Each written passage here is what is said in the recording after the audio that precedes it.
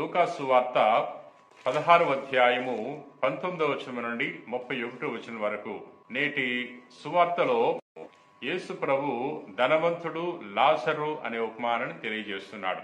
ధనవంతుడు ఒకడు పట్టు వస్త్రములు ధరించి నిత్యము విందులతో వినోదములతో కాలము గడుపుచుండెను. అతని వాకిట లాజరు అను నిరుపేద పడి ఉండెను. అతని దేహమంతయు వ్రణములతో నిండి ఉండెను.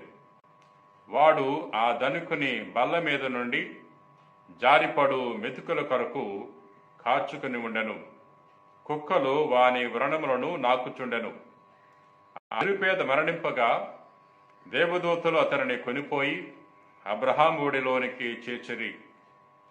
ధనికుడు కూడా చనిపోయి పాతిపెట్టబడెను.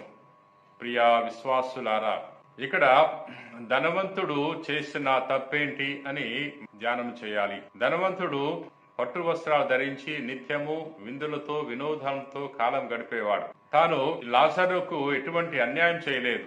లాజరును కొట్టలేదు, తిట్టలేదు, బయటికి గెంటివేయలేదు. ప్రియా సహోదరి సహోదరులారా, ఈ ధనవంతుడు ఇతరులను దోచుకుని డబ్బు సంపాదించలేదు. ధనవంతుడు ఈ పట్టు వస్త్రాలు ధరించటము అది తప్ప అంటే అది తప్పు కాదు. ప్రియా సహోదరి సహోదరులారా, మరి అతను చేసిన తప్పేంటి అని ధ్యానం చేస్తే అతను చేసిన తప్పు ఏంటంటే తన వాకిట ఉన్న లాజరును పట్టించుకోకపోవటం. ప్రియా సహోదరి సహోదరులారా, లాజరు యొక్క పరిస్థితిని చక్కదిద్దలేదు. తనకు స్తోమత ఉంది, సామర్థ్యం ఉంది, దేవుడు తనకు సిరి సంపదలు ఇచ్చాడు.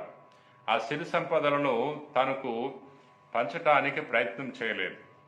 నేటి సమాజంలో కూడా చూస్తున్నాం, ధనికులను చూస్తున్నాం, పేదవారిని చూస్తున్నాం, బాగా డబ్బున్న వారిని చూస్తున్నాం, మరి మురికి వారిలో మరి కూటికి లేని వారిని కూడా మనం చూస్తున్నాం. ప్రియా సహోదరి సహోదరులారా, బాగా ధనం సంపాదించిన వారు సామాజిక బాధ్యత లేకుండా వారు జీవిస్తున్నారు. ఈ పేదవారి యొక్క పరిస్థితిని చక్కదిద్దాలి అని పట్టించుకోకుండా తమ స్వార్థం వారు చూసుకుంటున్నారు, తమ సుఖం వారు చూసుకుంటున్నారు. ఇక్కడ ప్రభు మనకు తెలియచేసే సందేశం ఏమిటంటే ధనము సంపాదించడం తప్పు కాదు, విందులు చేసుకోవటం తప్పు కాదు, ఈ పట్టు వస్త్రాలు ధరించడం తప్పు కాదు. మన ముందు ఉన్న పేదలను ఆదుకోపోవటం, వారి యొక్క పరిస్థితిని చక్కదిద్దటానికి ప్రయత్నం చేయకపోతే అది మన తప్పే అనే విషయాన్ని ప్రభు నేటి ఈ పట్టణం ద్వారా మనకు తెలియచేస్తున్నాడు. ప్రియా సహోదరి సహోదరులారా, ప్రార్థన చేసుకుందాం. ప్రేమ కలిగిన ప్రభువా, దయగిన సర్వేశ్వర ప్రభువా, నిన్ను స్తుతిస్తున్నాం, మహింపరుస్తున్నాం, ఘనపరుస్తున్నాం. ఓ గొప్ప దేవుడా, మరొకసారి నీ వాక్యం ద్వారా మాతో మాట్లాడినందుకు నీకు వేలాది వందనాలు. ప్రభువా, నేటి సువిశేషం ద్వారా మాకు గొప్ప సందేశాన్ని దయచేసి ఉన్నావు.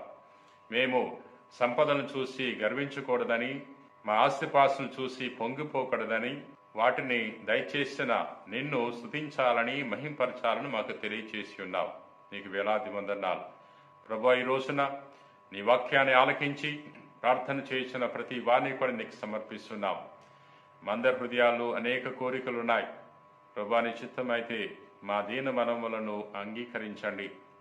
ఈ ప్రార్థన చేస్తున్న వారిలో ఎవరైతే అనారోగ్యంతో బాధపడుతున్నారు అటువంటి వారందరినీ కూడా తాకి స్వస్థపరచమని మానాథుడైన క్రీస్తు ద్వారా మనవి చేయుచున్నాం తండ్రి. ఆమెన్.